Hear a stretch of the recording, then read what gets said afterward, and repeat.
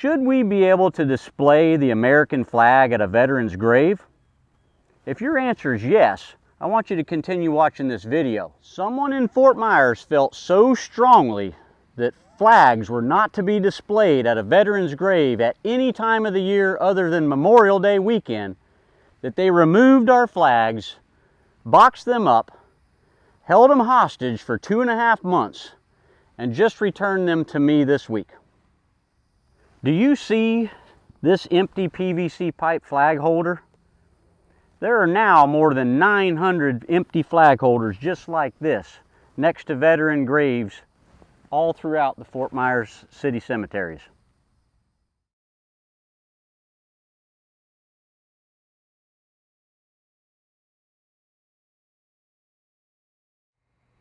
Now it just looks sad and tired again. I'm Trae Zipperer, founder of By Memorial Day. There should be no questions about displaying the flag at veterans' graves. Without a flag displayed at this grave, you would never know that this is a Union soldier from the Civil War. Therefore, I propose the following amendment to the United States Flag Code.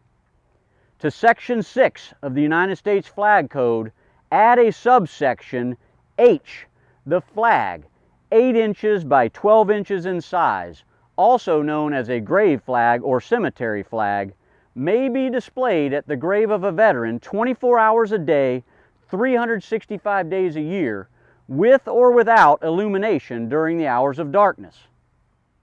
I gotta tell you, this cemetery looked absolutely beautiful after volunteers came in here and cleaned every veteran headstone and grave marker and installed at least 900 flag holders and new American flags at the veteran graves.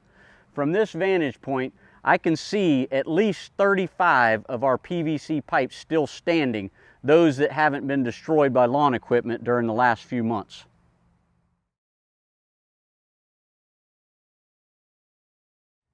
Allow me to make a case for adoption of this proposed amendment to the United States Flag Code.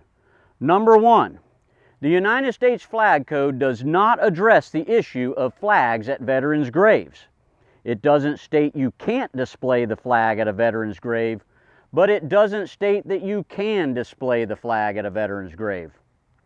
Number two, there exists a rule in the Flag Code whereby the flag displayed on buildings or flagpoles must be properly illuminated during the hours of darkness. A veteran's grave is neither a building nor a flagpole. Number three, in national cemeteries, it is immediately obvious all headstones identical in shape and stone type mark the graves of veterans or spouses of veterans.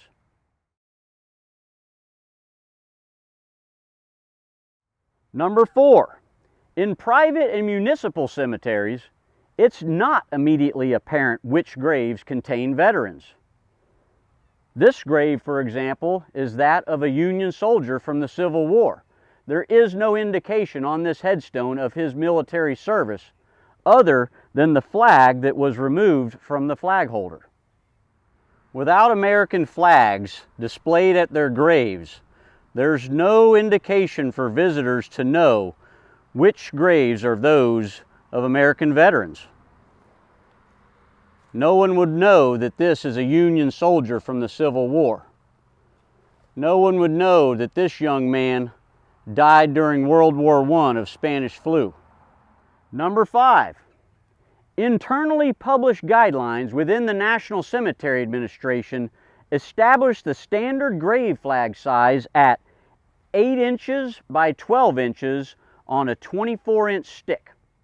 Number six, precedence has been established at national cemeteries where for countless years, individuals and groups have been allowed to display grave flags at veteran graves 24 hours a day without illumination during the hours of darkness. Number seven, we deliver our American military veteran heroes to their final resting places in flag-draped coffins. From the July 12, 1951 edition of the Fort Myers News Press, the first Lee County boy to lose his life in the Korean fighting, he was Private First Class James Cruz. 20 of Estero, who was killed in action. Beneath the canopy which shaded the flag-draped grave, the soldier's sobbing mother sat with bowed head, the flags of the color guard hanging limply. From the coffin, the flag was raised and folded. The sergeant presented the folded flag to the soldier's parents. Number 8, an amendment to the United States Flag Code authorizes veterans to stand at attention and render a military salute to the flag during the Pledge of Allegiance to the flag, the national anthem, hoisting the flag up a flagpole, lowering the flag down a flagpole, or passing of the flag, for example, in a parade or color guard procession. Number 9, the flag displayed at a veteran's grave indicates a grateful nation. And finally, number 10, and most importantly, the flag displayed at a veteran's grave instills national pride and patriotism in future generations of Americans. If someone is willing to donate a few dollars and take the time to keep a flag proudly flying at a veteran's grave, I say give them the permission in the United States Flag Code. Let me show you what the veteran graves in the Fort Myers cemeteries looked like last Veterans Day.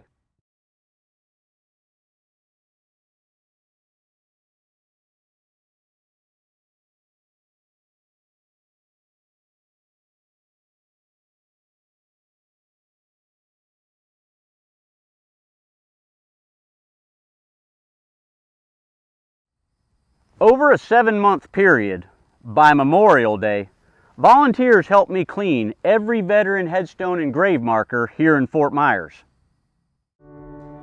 We're at the Woodlawn Cemetery in Fort Myers, Florida, as part of the City of Fort Myers cemetery system. In this cemetery are buried only African Americans. This is a segregated cemetery. When I came here, I noticed all these veteran headstones covered in black algae.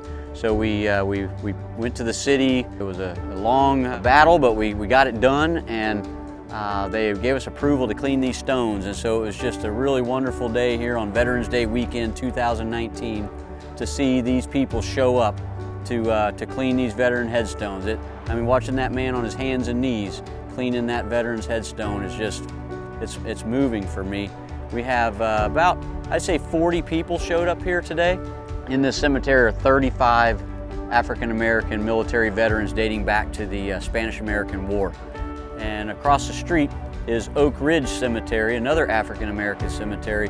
There are 91 veterans buried there. I saw it on the news and I wanted to get involved. We drove down, 4.5 hours, ballpark, $100 worth of fuel round trip, because I thought it's a good cause. I have 3 youth with me today. We're out here showing respect to our veterans. We're both actually family members, family that have members who have served or who are still serving in one of the armed services. And it's actually a pleasure to come out here and do this because they've done tremendous things for us to make sure we have the freedoms that we have today. So it's an honor to come out here and do that for them. I'm here, I'm a member of Post 38, American Legion, and I'm also the commander of the Jewish war veterans in this area. These fellows are veterans, and it's a sin that they're forgotten, and their headstones are in disrepair, and just a little TLC, a little tender love on them can bring them back. I mean, this thing was terrible. Now look at it, it's shining. And it's just an honor to be able to show respect to this World War II vet that died in 1947. Today we are cleaning the gravestones off for the veterans who have served our country to make them all nice and shiny again, just so people could remember who they are. My mom's also in the military, so I would want somebody to come do things like this if I can't do it for my mom. So we're going to get as many of these done today in this first event. And whatever we can't get done, we're going to schedule a second event sometime in the near future where we can have time to invite people to show up. We've learned a lot. This is the first event of its kind. So we're going to keep at it until we get every headstone of every American veteran cleaned by Memorial Day 2020. That is the initiative, that's the goal. and we're going to get it done with volunteers like that man.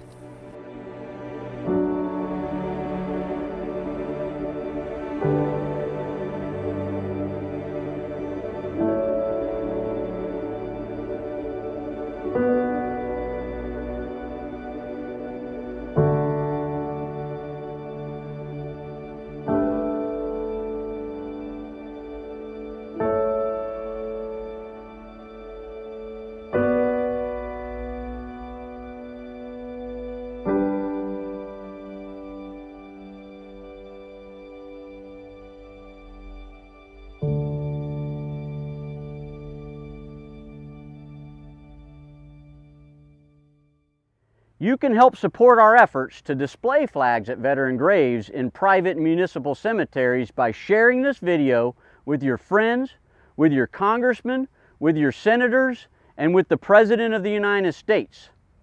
To learn more about what's happening to our veteran graves, visit BuyMemorialDay.com, like us on Facebook, and subscribe to us on YouTube.